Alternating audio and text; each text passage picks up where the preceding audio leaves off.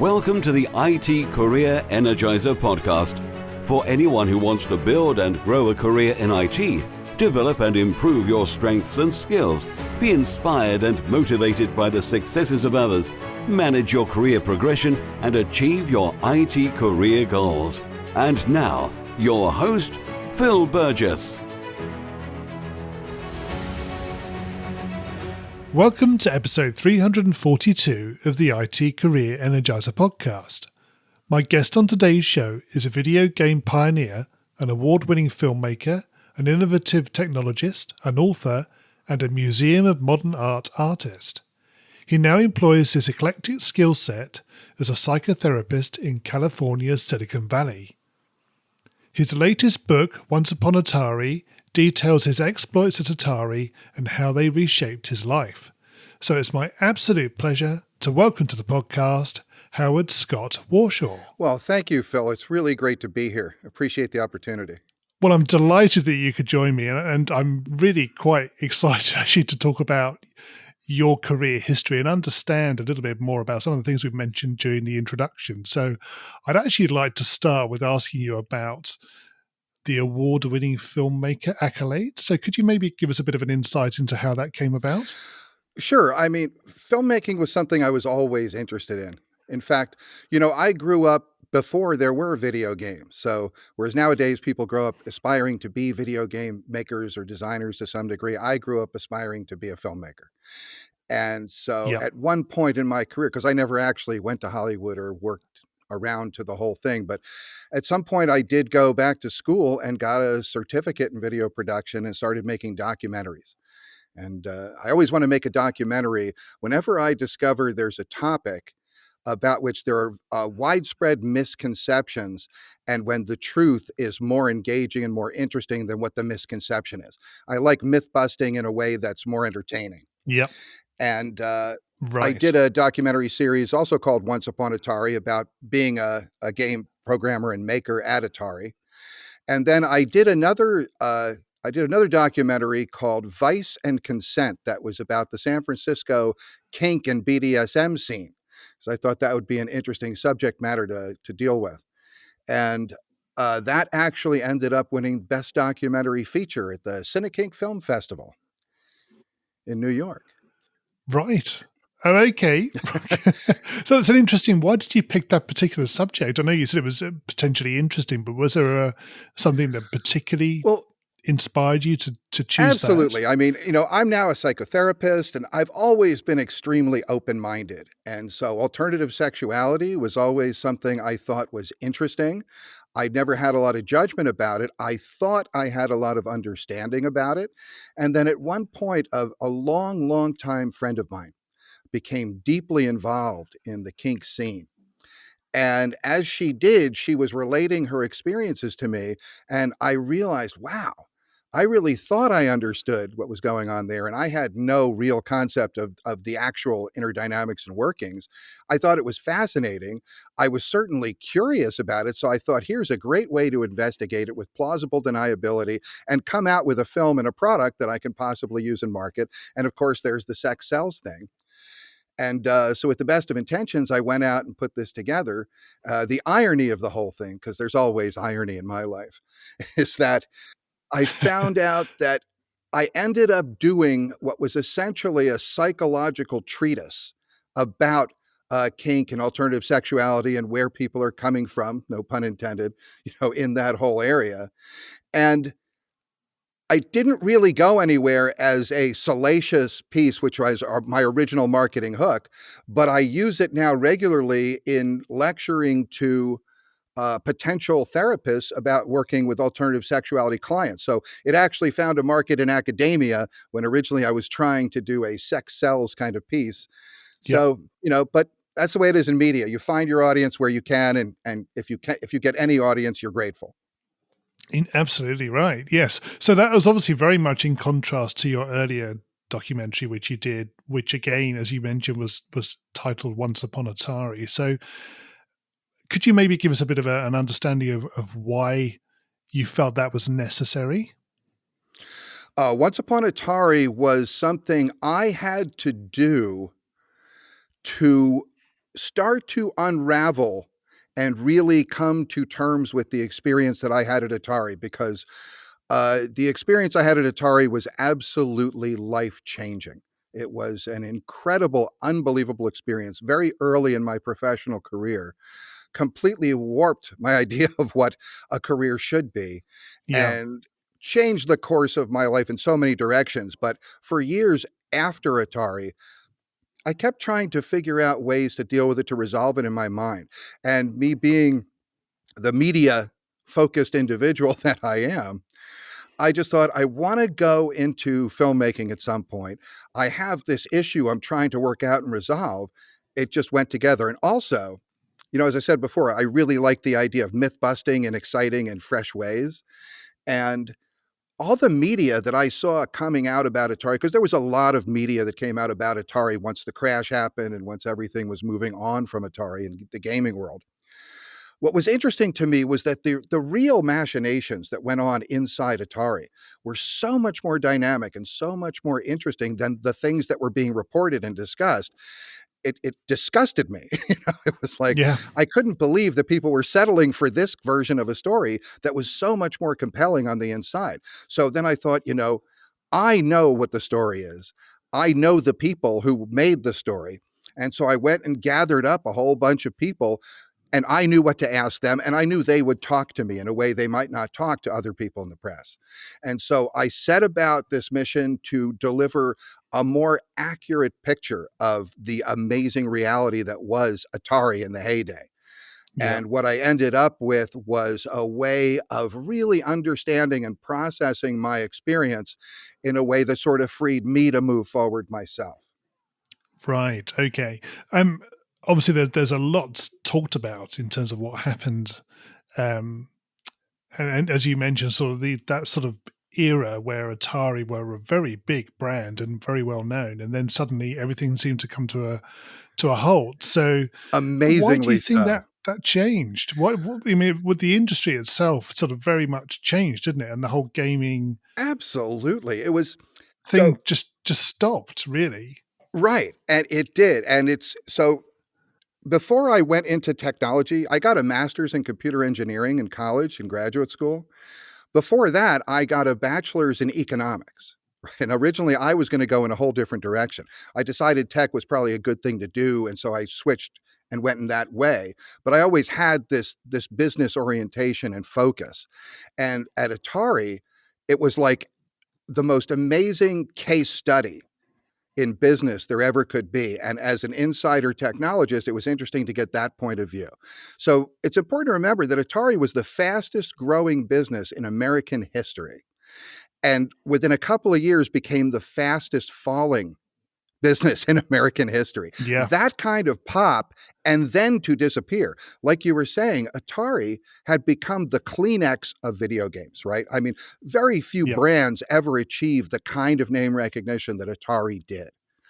And for that to slip away and disappear is astounding. But what did it? I mean, there's a lot of answers for it, right? Some people say the thing that killed the video game industry was my ET video game. That's a little oversimplified, but I can understand how they get there.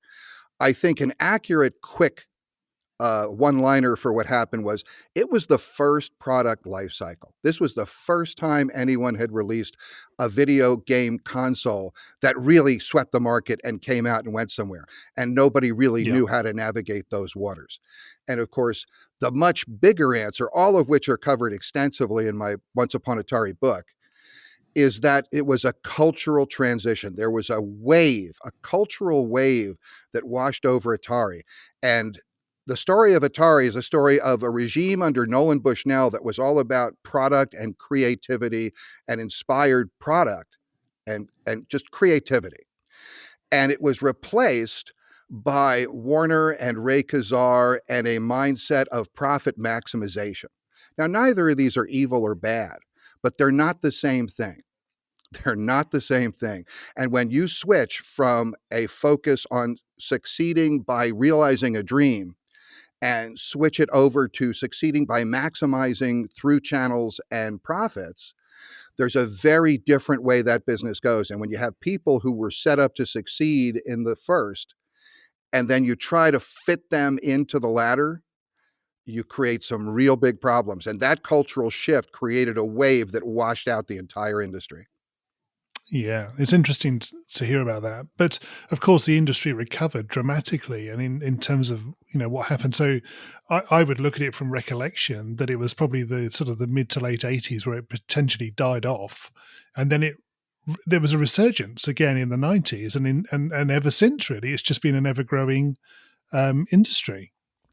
It was, and I've analyzed that and really looked at that. And I think part of what went on is that you have to look to the financial community, as is so often the case in industry, right? Is that what happened was video games were there. And from the financier's point of view, there was always this question in the back of people's mind, is this really a thing or is this a fad? And nobody knew the answer, but they were willing to believe either.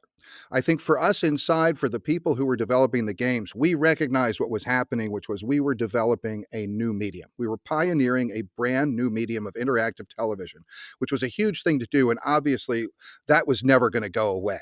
That nothing was going to change that. But from a financier's point of view, this was a huge profit monster, right? It was just amazing opportunity. And then suddenly, the industry got overrun, oversaturated, it fell apart, and it died, at least in America.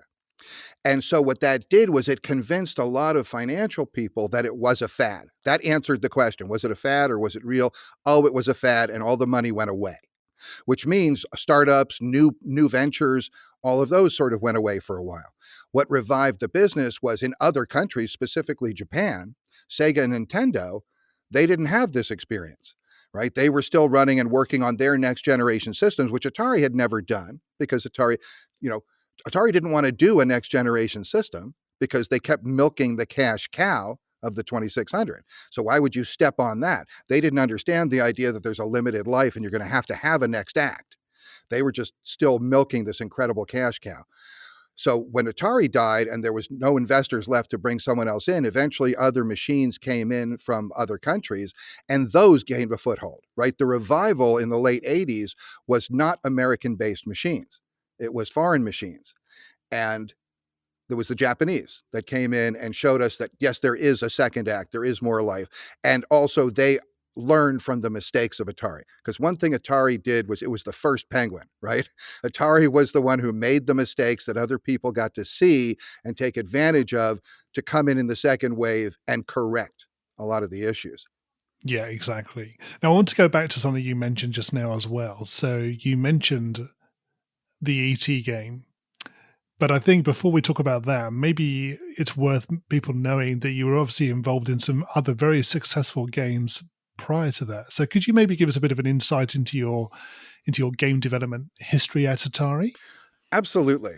My first game was assigned to be a coin-op conversion because back then, one of the big things you do was take a popular coin-op game and adapt it to the home console. Of course, Yes. the coin-op technology was so far ahead of the console technology, they usually were going to not be very good games. So I was assigned this coin-op conversion. I had begged my way into Atari in the first place. I was on probation, got my first assignment, and the first thing I did was look it over very carefully, study it a bit, then go to my manager and say, you know what? I think this game is really going to suck on this console. I think it's just going to be horrible. And I can't afford to have my first game suck. I just don't want that to happen. So I presented an alternate design of something that would use some of the game mechanics, but do it in a way that was much more friendly to the console. And they fortunately gave me the latitude to pursue this idea, and I developed it and worked it through, and that eventually became Yar's Revenge, which was his Yes. biggest selling original video game. And I not only made the game, I also wrote the backstory, which was the first backstory to a video game in history, and created a number of other firsts because my goal with that first game was to make a splash and establish myself as a video game designer and programmer. And so Yar's Revenge did very well and set me up for the next game, which was they were looking. The idea of doing movie licenses was new. And in fact, the very first movie license in video gaming was Raiders of the Lost Ark, the Steven Spielberg movie. And so Yep. I was selected to do that game on the heels of Yar's Revenge.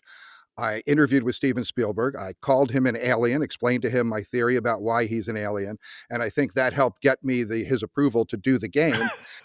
And then, Right. yeah, and I made Raiders of the Lost Ark. And my goal with that game was to make the biggest, greatest scope adventure game that anybody had ever seen on the VCS.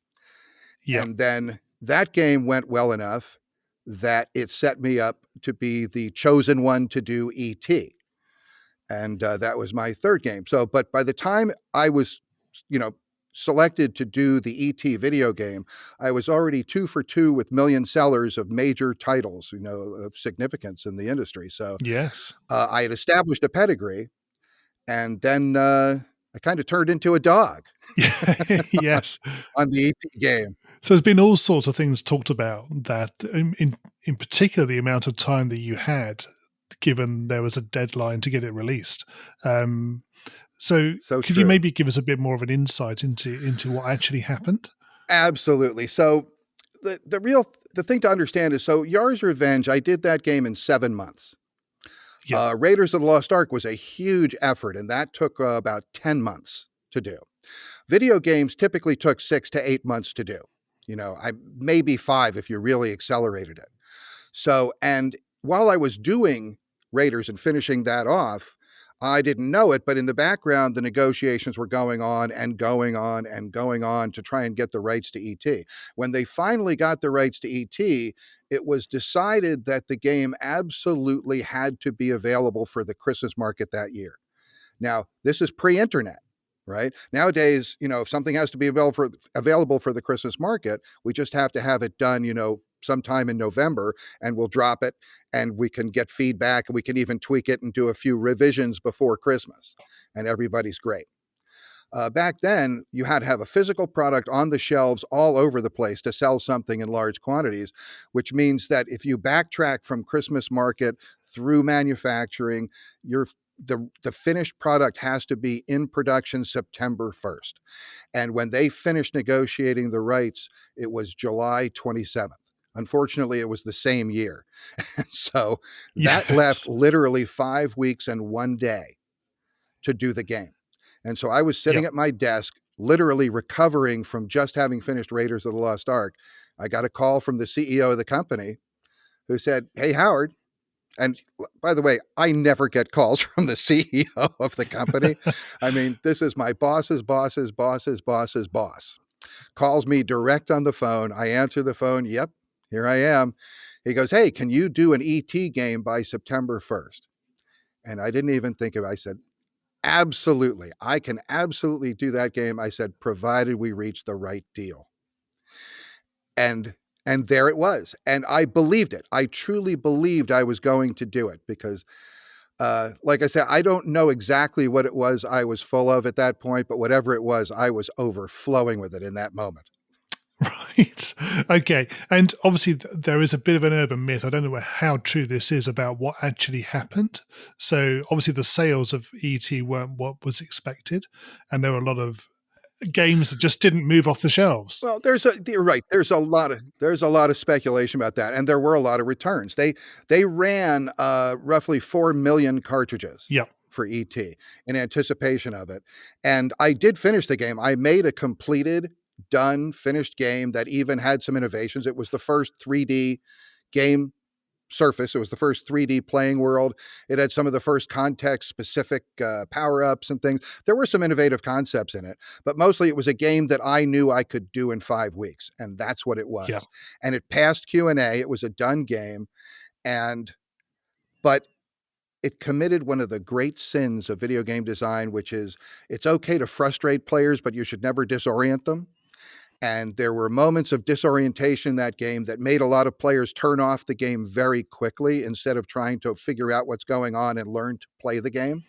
So I was asking too much because what I missed, when you only have 5 weeks to do the game, what you miss is the tuning time, because in most games, most good games, the vast majority of the development is not the actual creating and programming of the elements of the game so they show up on the screen. It's the time it takes to tune and tweak and turn it from some stuff that happens into a compelling game. And we didn't have that time. So An interesting way to put it is that one of the problems with this game was that I actually realized 100% of my design. And Right. if you think about it, most successful products do not realize 100% of their design. They veer off substantially. I mean, most good products really are only realizing about 20 to 25% of their original design because during the development, they got better, Yeah. right? The difference is that they're improvements because you learn things as you go and you discover things. And I didn't have the opportunity to take advantage of those learning curves. And so ET suffered on that level. But even after returns, it still sold over 1,000,000. In fact, I was 3 for 3 in million sellers at Atari. I believe I'm the only engineer at Atari who can make that claim. Right. That is a good claim, definitely. Yes. And I presume all of what we've just discussed is very much covered in your book, Once Upon Atari. Absolutely. And that's a very good point, is that Once Upon Atari does cover that story. But Once Upon Atari, and the title of the book is Once Upon Atari, How I Made History by Killing an Industry. Yes. Because the myth is that the ET video game destroyed the industry and that I, by proxy, destroyed the industry. And although that's a lovely appellation, and some people still hold the idea there's no such thing as bad press, is it really the worst game of all time? It's frequently rated that, and I don't really think it is. But to tell you the truth, I kind of like it when people rate it the worst game of all time, Yes. because Yari's Revenge is also frequently rated as one of the best games of all time. So as long as ET is the worst, I have the greatest range of any designer in history. Yeah, absolutely. That's a And great takeaway, definitely. Yes. Good. Okay. but the real theme of the I'm sorry, I just want to say the real theme of the book is about the cultural shift and the political and interpersonal dynamics that really were the cause of what the thing was. Because whenever you have a tragedy, and I think the fall of the video game industry, something that went from worldwide prominence to almost zero so quickly, it's a tragedy. And it changed a lot of lives. A lot of people lost jobs, lost fortunes. There was a lot of bad stuff that happened from the video game crash. And whenever there's a tragedy, it needs to be personalized, right? Every story, every major story, you need a face. You need to personalize the story to bring it home to Yeah. people. And what happened was the story of the video game crash found a face in ET. ET became the face of the video game crash. And unfortunately, I became the butt behind that face, I think. Yes, indeed. Actually, I read a few reviews in advance of talking to you, obviously. And one of them I did spot, which was, if you want to understand the true story of the video game crash, I highly recommend this book. I presume you know who actually provided that review? I do. That was Nolan Bushnell himself, Indeed. co-founder of Atari. Exactly. So he knows that story. And Yeah. so I'm very honored that he feels it's worth recognizing that way. Yeah, I've been very blessed with some very positive reviews. But what I tried to do was just tell a major truth about, and what I've heard a lot from people is that the way I've explained the interdepartmental vicious politics, the sniping, the lack of cooperation, the misunderstandings that went on, people find it very fresh today because, the thing is, people find it very odd that I became a psychotherapist. I was a technologist, I was a programmer, and most people don't think of programmers as the kind of people who are going to become therapists. But I always was. I was always more focused on people and dynamics than I was on technology. And I found it very interesting to see how people in a successful corporation end up turning on one another. It's because, one thing you learn in a place where there's a dramatic success is that success has 1,000 parents, but failure is an orphan. Yeah. And that was rarely so true as it was at Atari. Interesting. Yeah, absolutely. Right. Okay. Well, that was a great overview and understanding of Once Upon Atari. But obviously, regular listeners will know that the podcast does follow pretty much a very fixed format usually. So what we're going to do is we're going to go into the standard question set within the podcast interview. So hopefully that's okay with you. Sure. Yeah. So I really wanted to start with asking you if you can share maybe a career tip, one that the audience may not be aware of and perhaps should be. Uh, I'll tell you one thing that I think is a really important thing to know in almost any career, but especially if you're going to go into technology, and even more so if you're going to go into technology entertainment. And that is, you need to be prepared to pay your dues. And everybody says, pay your dues and that's it. And that's okay. Everybody gets the idea that I'm going to have to work to do something. But here's the thing about when you go into entertainment technology. As I mentioned earlier that, I grew up looking at films because I didn't grow up with video games. I was one of the people who created video games. So I don't know what it's like to grow up in a world where there are video games. But most people today do. And if you grew up with something and you dreamed about it and you aspired to it, you have your own fantasy of what that's going to be like. So when I became a video game maker, there was no there was no pre-concept. I was making it up as I went along. Nowadays, people go into entertainment technology thinking, I'm going to be the next whomever, whether it's Spielberg, Steve Jobs, it could be anybody, but I'm going to make a difference. I'm going to be the one who creates this magnificent thing. And you don't usually fantasize about the hard, grueling work and effort it takes to deliver entertainment products, which is brutal. And so when I talk about paying your dues, what I really mean is be prepared to have your dreams shattered is a tough word for it, but corrected, I think, is more accurate, because the difference between your fantasy of where you're trying to get to and the reality of being there, that can be harsh. So be prepared and know this, that if you break through and you stay the course and you make it through to getting your product out, that feeling, that idea that people are out there enjoying your work, your creative product, and you're entertaining literally millions of people, it's worth it. It's totally worth it, but it's a harder path than you imagine. Yeah, it is. Absolutely. Okay. The next question that we may have already touched on it, but what was your worst career moment and did you learn from that? So many to choose from, to tell you the truth. My worst career moment at Atari was probably during the development of my first game, Yar's Revenge. Before it was Yar's Revenge, because I didn't make up the whole Yar's Revenge story till the end.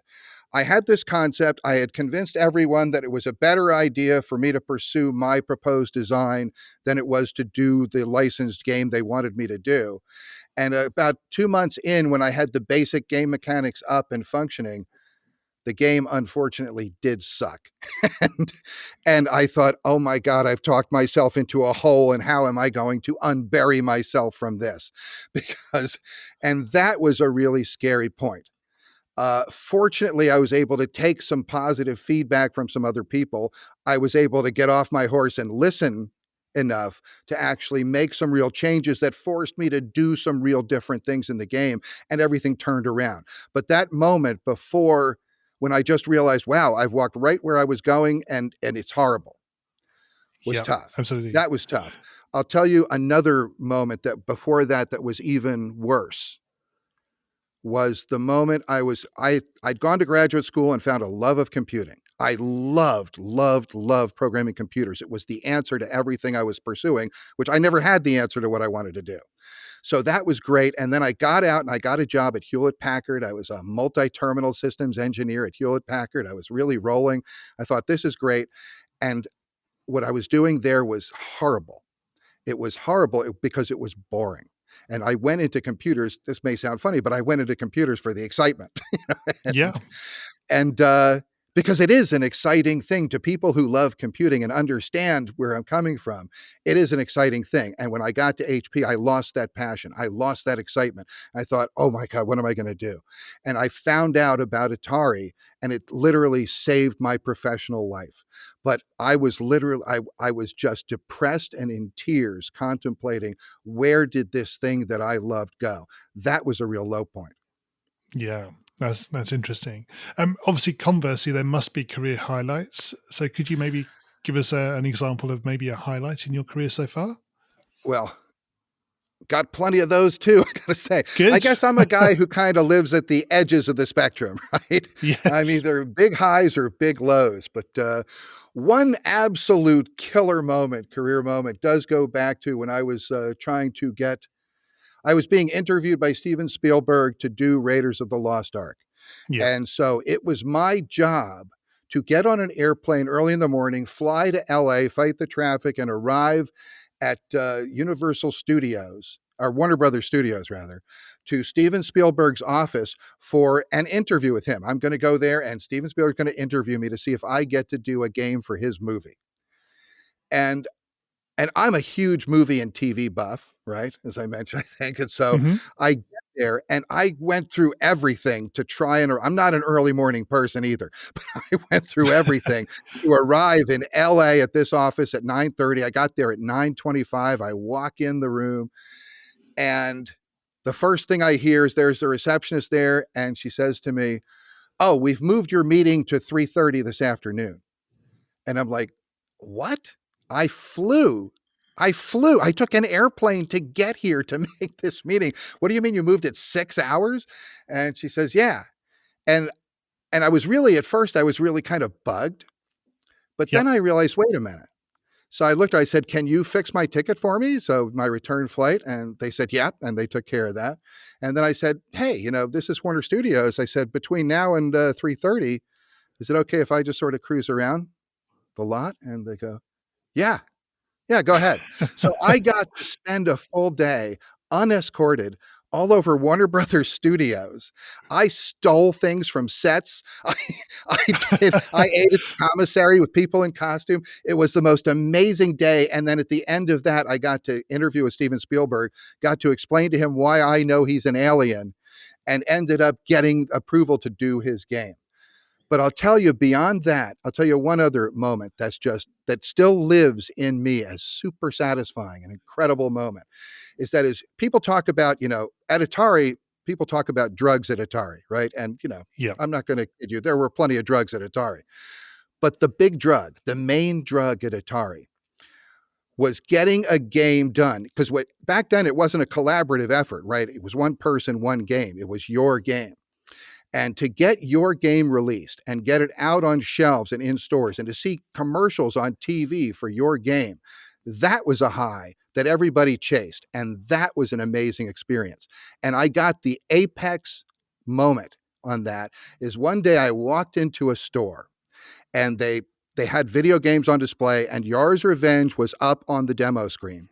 And there were two kids there who were literally fighting over the controller. There were kids fighting for the opportunity to play my game, and I got to see that. That was an incredible moment of satisfaction, and that will always stand as one of the most amazing moments of my career. Yeah, I'm sure that probably happened in many homes across the US and elsewhere as well when your game was actually out there. Well, as a therapist, I don't endorse sibling rivalries and fighting, but as a game maker, go for it, guys. If you love the game that much, I'm going to appreciate that. Exactly. Yeah. Cool. Okay. So Howard, can you tell us what excites you about the future of careers in IT? Well, what's exciting to me about the future of IT is that it's so wide open. One of the things that I think is most overlooked about video games and tech is that video games are, like, in some ways the least significant product of video game development. And what I mean by that is if you look to the origin of things like VR and AR and a lot of the really happening technologies that are enabling all kinds of lifestyle improvements and changes and professional developments and things like that, things far beyond video games. Video games were the source of that. If you look at the Yes. movie industry, you'll see that CG, and all the great movie effects that you have, all the tech for that was developed largely by video game development. It was all borrowed from that. Video games and movies have always been like, the ugly step cousins, who were Yep. always had their eye on each other. And so when you look to the future, it's like things like, virtual reality is something everybody gets excited about. But I think what's really going to live on, what's going to be really huge in the future is AR, augmented reality. The idea that you can have advice and help and recognition and understanding to do anything that you're going to do better if you want to, and to make things more accessible, to make people's individuals' capacity to operate in the world more easily, more capably. That's what's coming. And to me, the idea that people keep using people can use technology for all kinds of things.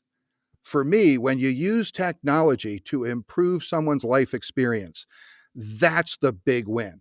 And what's really exciting to me about IT is that this is where the forefront of the tools that are going to literally make people's lives better are coming from. For me, I started off making people's lives better by making entertainment, by video games. I removed boredom from a lot of people, which I think was a big problem for me. So I really appreciated that. But I've come around to this idea of, instead of making games for people, I'm now a therapist who specializes in technologists and super intelligent people. That's who I work with. And so I've kind of come full circle from just entertaining nerds to actually making their lives better.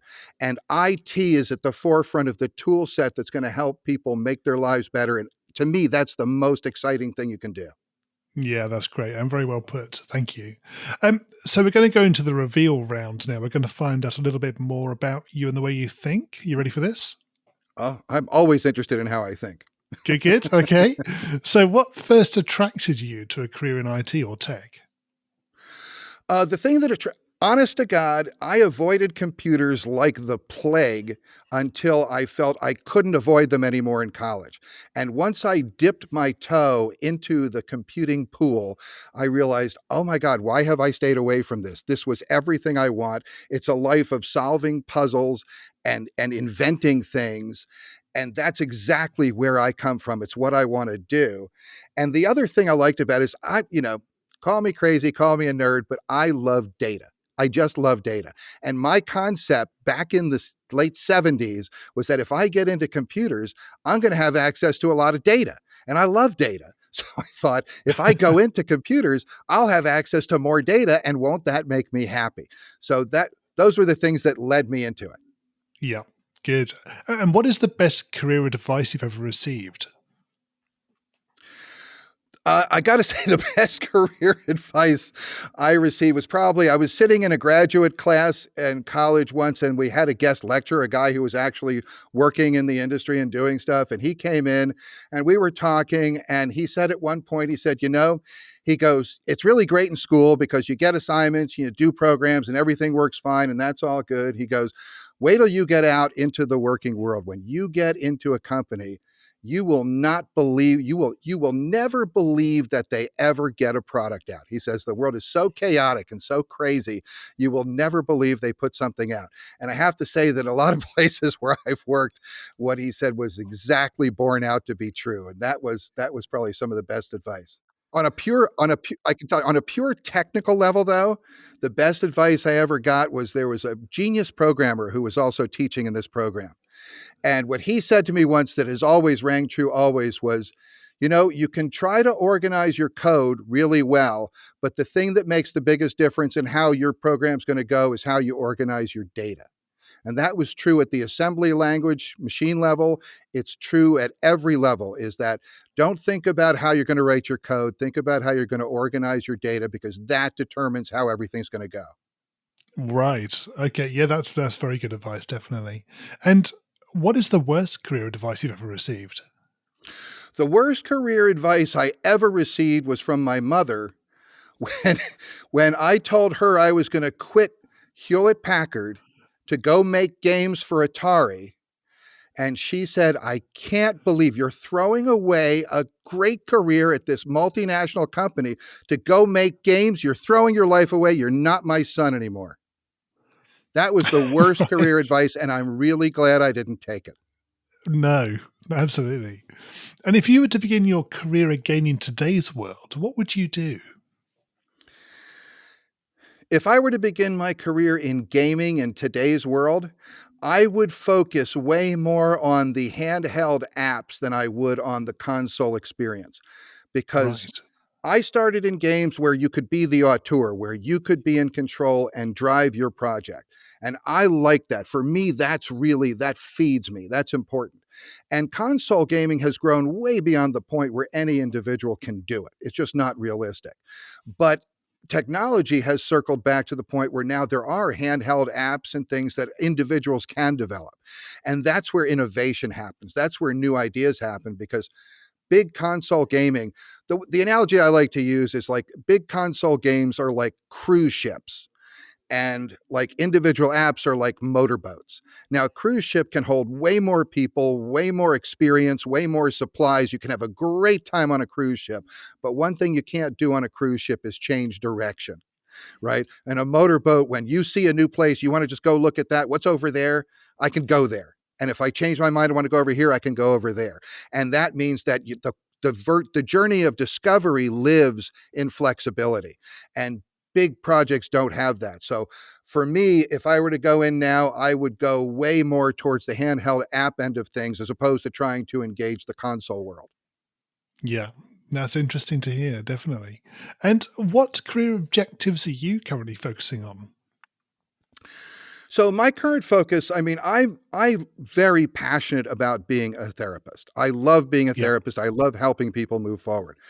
But I also, so where I'm doing now is I'm starting to do more writing. I mean, Once Upon Atari is my fourth book, I believe. But I have books coming on relationships. I want to do some books that'll help people. I want to bring fresh eyes to old problems, because that's what I always like to do. I like to take long-standing problems and find new ways of approaching them, new ways of seeing them. And so that's what I tried to do with Once Upon Atari, about the video game industry. And I'm going to do that moving forward with relationships. But I mean, I just have to say that, that what I did with Once Upon Atari that was very important thing for me to do was, I really think Once Upon Atari it's kind of a love letter to the never-ending battle between entrepreneurial spirit and corporate groupthink. And I think what I tried to do was to lay bare what I think are kind of ironic wins, losses, and shenanigans of the infighting that always accompanies great corporate success. And I really hope I achieved that with this book, because that's what I was setting out to do. Yeah, good. And what's the number one non-technical skill that has helped you in your career so far? Oh, without question, the number one non-technical skill that I've developed is hypervigilance due to traumatic background. And what I mean by that is that Right. the ability to pay a tremendous amount of attention to people and what they're up to and what they're doing and who's zooming who and what's going on, because in corporations, that's what you got to pay attention to. And I've had this just innate fascination with human behavior and why people do what they do. Whereas some people see something really outrageous and they think, oh, why would someone do that? That's crazy. It doesn't make any sense. I look at something like that and I think, the person who did that, what they did in that moment, it made sense to them. And I need to figure out what kind of point of view, what kind of worldview is it that what they did makes sense from that point of view. And in a sense, that's how I look at doing therapy, right? As I look at every individual, the way I look at therapy is everybody has their own OS. It's like you're living in a world where there's an infinite number of different operating systems. And when a person comes to me in therapy, I think, okay, here's a brand new operating system. What I need to do is figure out the system dynamics in this operating system. And then if I can figure out the API, I'll be able to help them design a new solution to go where they're trying to go. That's honestly the way that I look at doing therapy. And I've never heard it Right. put that way by most therapists, but that's really where I come from. I wouldn't have thought so. But No. And what do you do to keep your own career energized? what I do to keep my career energized is new things. I always try to do new things. I always try to make new challenges. So, when I was in technology, I always had to have a creative project. So I've gone through writing columns, writing books, photography, filmmaking. I've been in all kinds of technology. I've been in robotics. I've been in compilers. I've been in video games and real-time control systems. And now I write, and I write in nonfiction. I write narratives. I do all kinds of videos, from corporate promotional things to educational things to pure fun and enjoyment stuff. I think you got to keep learning and you got to keep growing. And one of the things that's really beautiful about therapy is I do have a rather esoteric background. Okay, I've had many different careers because I'm never afraid to make the transition. Okay, here's the thing that I think is really important about career transitions, if I may. And that is that most people, when they think of a career transition, they think, how can I let go of all the energy that I've built up and invested in what I've got? I have a status in this industry. And if I try to do something else, I have to start all over again. I lose all that status. And, that's true. Yeah. There is a truth to that. But that's also a fear that blocks people. But the other truth is, that expertise that I have from that industry, it doesn't go away. I'm taking it with me. What I'm going to do is go develop more expertise. And the real challenge to a career change is not how do I say goodbye to everything I was and just venture out in this horrible, strange, this harsh new land, and start all over again. To me, the challenge is how can I add new skill sets as fast as possible, incorporate them with my old skill sets, which I still have, and create new product directions and new kinds of services that I can deliver. And that's why I became the Silicon Valley therapist, right? I was a Silicon Valley denizen for many years, and I became a therapist who was uniquely in tune with high-tech people and the super intelligent, like I said, the Silicon Valley types. And so I can understand where they're coming from. I understand their challenges. Very few people understand a really tight schedule better than I do. And, it's just, it's a natural merging of my past and my present and my present. And one of the great things about therapy is therapy lets you bring everything of your past and your experience to bear. And all it does is increase the number of people I can connect with and relate with. Yes, that's very, very good. And what do you do? I mean, you may have covered this already, but away from technology, do you have any other hobbies that you do to get away from, if you like, the tech world? I guess, I love movies. I've always loved movies and shows and watching them. I like creating them. I'm trying to write more. But I guess if I had a hobby, my main hobby is exploring new places in my mind. So what I do, like one of my big activities that I like to do is I go for walks. I walk my dog, Jack the Wonder Dog. He's an amazing dog who really is clueless about everything. But I walk him every morning for miles. And when I walk him, a lot of times I listen to music with no words, or I listen to audiobooks, and everything I hear just sends me off in directions. And so what I do is I keep recording and accumulating ideas. And I have files that are like literally hundreds of pages of what I call ruminations. They're just idea after idea after idea, because I can get any kind of idea anytime about anything. And so I've taken to recording them, and that's my big hobby. And then every once in a while, I cull through them and I pull out a bunch that are along a similar theme. And then I put those together, and that becomes a book. Now that'll become an article or a book.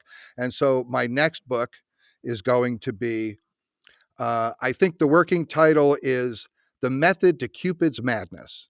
And it's going to be about how relationships really work as opposed to how we think they work or how we wish they would work, and what we can do when we have trouble with it, which is something I cover in therapy, of course. And then the book after that is probably going to be The Silicon Valley Therapist, the layman's guide to nerds. Right. Okay. And how long? I don't put you on the spot too much, but when do you think those will likely to be out? Never soon enough, but I'm hoping to have the Cupid book. I'm hoping to have that within a year from now. Right. Yeah. Good. Okay.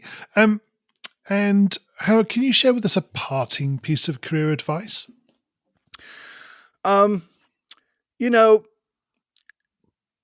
Pursuing your passion is really hackneyed. Okay. It's hackneyed because there's a truth to it, but the spin that I would put on it is understand what you want. Okay. There's some people say, pursue your passion. So if you really like jumping off of cliffs, go ahead and jump off a cliff. It'll certainly work for you. I still think jumping off a cliff is jumping off a cliff, and I do not advise people to jump off cliffs. What I say is know thyself. Okay. Try to understand yourself a little better. Not the you've been being because that's what you should do or that's what you were trained to do, but the you'd really care to be. And start a journey, walking a path where day by day you try to integrate who you want to be a little bit more in what you're busy doing already. And there's an old Chinese saying that says, when you add a little to a little, you get a lot. If you start making little changes, the micro adjustments, this is a very popular thing recently, but I think it's a long-standing wisdom, is that you make a little change, you keep making changes and you keep making changes. And each time you make a change, do it with intention. Know what you're trying to do. And if you keep making changes like that, you're going to wake up 6 months or a year from now, and your life is going to be way different in a positive way than you would have thought was possible at the beginning of that time. And the other one, I guess, one real piece of wisdom I think is available is that it is not important where you get wisdom from. It's just important that you find it. Yeah. That's very, very well put. Definitely. Good. Okay. Well, Howard, thank you so much for joining me on the podcast. Well, Phil, thank you for having me. But most importantly, you're welcome. But most importantly, where can we find out more about you, connect with you, and get hold of your book? That is an excellent question, Phil, and I would love to answer that right now by saying that you can get autographed copies of my book, Once Upon Atari, How I Made History by Killing an Industry, at onceuponatari.com. You can also go to hswarshaw.com. That's HSWARSHAW. And that's my therapy website where you'll find out lots of information about me and my practice and what I do. And Once Upon Atari is available on Amazon as well, and a lot of online booksellers. So just go find Once Upon Atari and let it find you. And I really appreciate the time with you, Phil. This has been wonderful talking with you. It's been great fun, Howard. I've really enjoyed having a chat with you. So thank you so much for joining me on the podcast today. Thank you. Hi, Phil here again. Well, I hope you enjoyed my conversation with today's guest. You can find full show notes on the website at itcareerenergizer.com/e and the number of the episode you've been listening to. If you haven't already subscribed to the show, please make sure that you do, so that you get episodes automatically downloaded to your device every Monday. Thanks for listening, and have a great week. Thanks for listening to the IT Career Energizer podcast. To find out more about building a successful career in IT, visit itcareerenergizer.com.